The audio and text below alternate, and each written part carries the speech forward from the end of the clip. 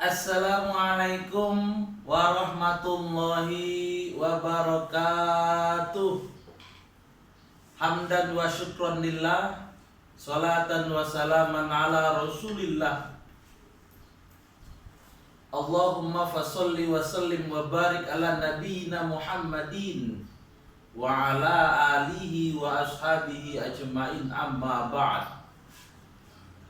Anak kami sekalian, puji syukur kita panjatkan kehadiran Allah Subhanahu wa taala atas berbagai macam limpahan nikmat, rahmat dan karunia yang diberikannya kepada kita. Selawat beriringkan salam kepada Nabiullah Muhammad sallallahu alaihi wasallam, suri tauladan dan contoh yang harus menjadi panutan bagi kita semua. Anak-anak Bapak yang dirahmati Allah Subhanahu wa taala, pada hari ini kita bertemu kembali melalui media elektronik, melalui dunia maya anak kami sekalian.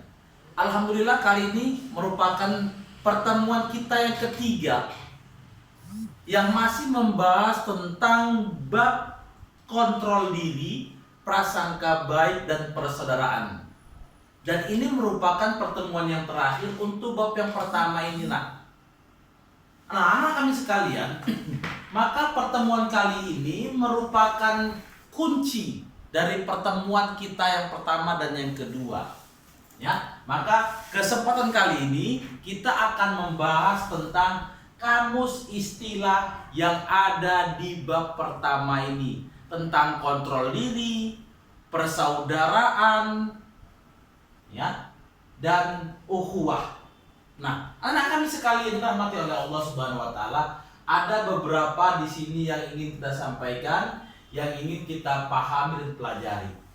Bapak berharap kamu bisa menyimak penjelasan Bapak dengan sebaik-baiknya, karena nanti di akhir tugas kamu adalah menuliskan, merangkumkan apa yang Bapak ceritakan ini di buku tulis kamu masing-masing. Itu aja tugas anak. Baik rekan kami sekalian, yang pertama adalah istilah ghibah. Ya. Ghibah ini adalah kita menceritakan keburukan orang lain yang tujuannya menjatuhkan diri si kawan kita, yang tujuannya untuk menjelek-jelekkan kawan kita. Itulah yang disebut dengan ghibah. Contoh, ada kawan kita namanya si A, si B, si C. Si A menceritakan tentang keburukan si D kepada si B dan si C. Maksud si A ini adalah untuk menjelekkan nama baik si D. Itu yang disebut dengan ghibah. Dan ini sangat dibenci dalam Islam. Yang kedua anak kami sekalian adalah husnuzon.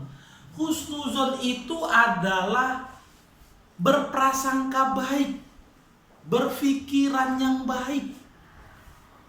Ya, memikirkan sesuatu itu, berprasangka akan sesuatu itu dengan yang baik. Contoh, ketika orang tuamu memberikan uang jajan, tidak seperti yang kau minta. Nah, seharusnya sepatutnya kamu itu berprasangka baik. Gimana caranya? Oh, barangkali memang orang tua saya lagi belum punya uang, maka saya dikasih uang ini cuma sekian. Nah, itu prasangka baik namanya. Dan tidak boleh kita memiliki prasangka selain yang husnuzon ini. Yang ketiga anak kami sekalian adalah iman. Iman itu adalah merupakan keyakinan kita, kepercayaan kita akan adanya Allah Subhanahu wa taala, akan kuasanya Allah Subhanahu wa taala terhadap semua makhluk-makhluknya. Itulah yang disebut dengan iman. Bapak ulangi, iman itu adalah keyakinan, kepercayaan kita akan adanya dan akan kuasanya Allah Subhanahu wa taala, bahwa semua yang ada di langit dan di bumi ini itu merupakan kuasa Allah Subhanahu wa taala. Itulah iman. Hidup inilah yang terpenting, itu adalah mengokohkan pondasi iman kita. Kenapa? Iman itu modal utama kita.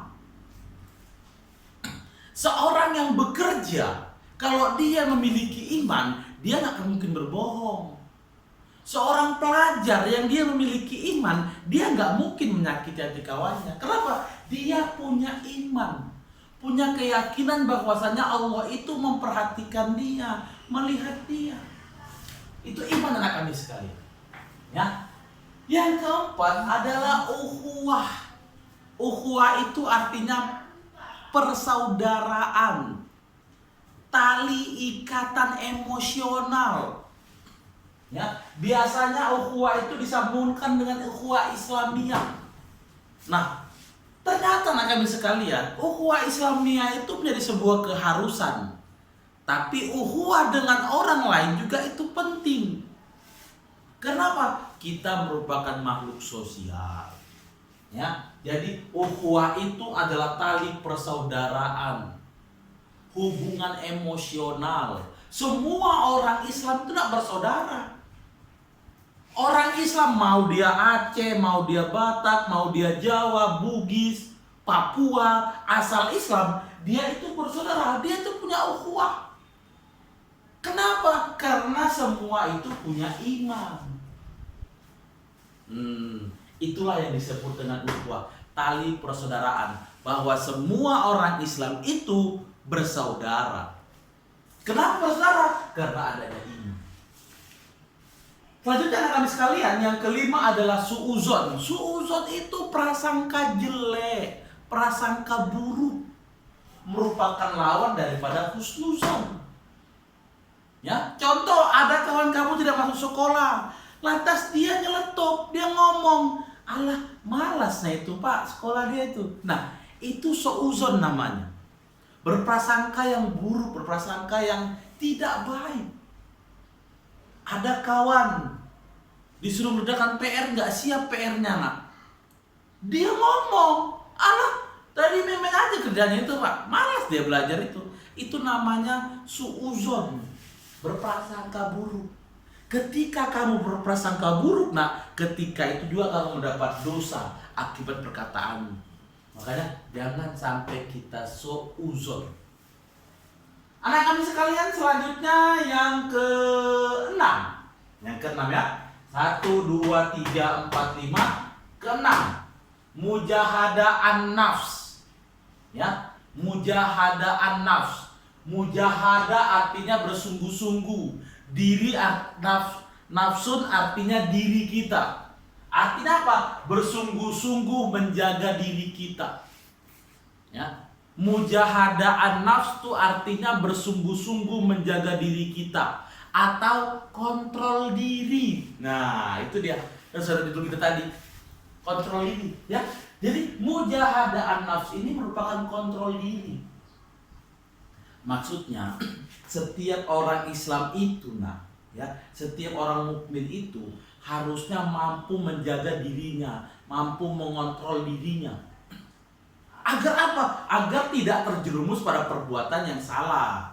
Contoh, supaya tidak suuzon, supaya nggak hilang imannya, kita perlu kontrol diri, menjaga diri kita. Ya, itulah yang disebut dengan mujahadah an-nafs, kontrol diri, menjaga diri kita dengan sungguh-sungguh. Nah, selanjutnya yang ketujuh. Ini ada istilah ansor. Dan yang kedelapan ada istilah muhajirin. Anak kami sekalian, ketika Rasulullah SAW hijrah dari Mekah ke Madinah, ya, dari Mekah ke Madinah, orang Madinah yang menerima kedatangan orang yang berhijrah dari Mekah itu disebut dengan ansor. Orang yang Madinah yang menerima kedatangan Rasul berhijrah ke Madinah itu disebut dengan ansor. Artinya ansor itu adalah penduduk asli Madinah yang menerima kedatangan Rasul dan sahabat-sahabatnya. Itulah yang disebut dengan kaum Ansor. Sedangkan kaum Muhajirin adalah orang-orang yang ikut bersama Rasul melakukan hijrah. Nah, singkatnya, Muhajirin itu orang Mekah yang ke Madinah. Sedangkan Ansor itu adalah orang Madinah yang menerima kedatangan orang Mekah. Nah, anak kami sekalian dirahmati oleh Allah Subhanahu wa taala, itulah 7 istilah yang merupakan istilah kunci dari bab pertama kita ini, anak kami sekalian. Nah, baik anak kami sekalian dirahmati oleh Allah Subhanahu wa taala, barangkali demikian saja yang dapat Pak Bibi sampaikan. Tugas kamu sekali lagi saya sampaikan, kamu rangkum semua penjelasan-penjelasan tentang 7 poin ini dalam buku tulis kamu, lalu kamu fotokan tulisan kamu dan kirim ke WA Pak Bibi. Nomor WA-nya 0811 901 8181. Baik anak kami sekalian, cukup sekian. Mohon maaf atas kekurangan. Nun wal qalami wa ma yasturun. Assalamualaikum warahmatullahi wabarakatuh.